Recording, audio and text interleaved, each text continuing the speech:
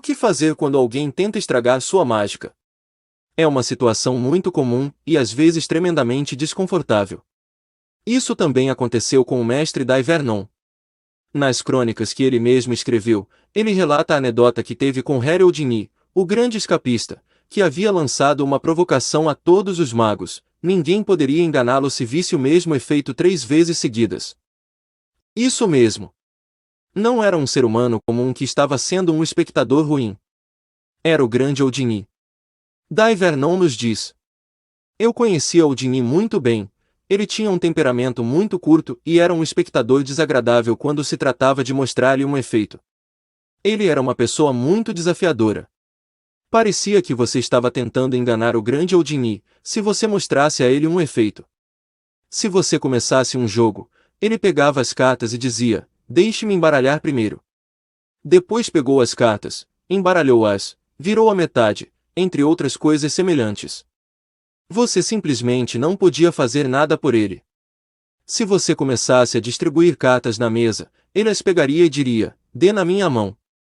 Se você os distribuísse para ele em sua mão, ele diria: dê a mim na cadeira. Tornou as condições tão impossíveis que foi muito difícil realizar o efeito. Ele sempre tentou ser o mago em um grupo de magos. Foi assim que foi difícil para Houdini. Mas Vernon se preparou e conseguiu. Em 1919 conseguiu enganá-lo até 8 vezes seguidas, fazendo o que hoje conhecemos como carta ambiciosa. Primeiro, fiz com que ele escrevesse suas iniciais na boca para identificá-la como dele, e depois o virei para baixo. Muito lentamente, coloquei-a sob a carta do topo, deixando-a agora como a segunda carta do baralho. Eu estalava meus dedos sobre o baralho e então virava lentamente a carta do topo, e era a carta assinada dele. Já fiz isso várias vezes e ainda me lembro de Houdini dizendo: você deve ter 2 cartas iguais. Claro que continuei a enfatizar o fato de que ele havia assinado a carta e não poderia ter duplicado suas iniciais em uma carta semelhante. Então Harry dizia: faça de novo. Meu bom amigo Sam Margulies estava lá na época e disse: Harry, admita, você foi enganado.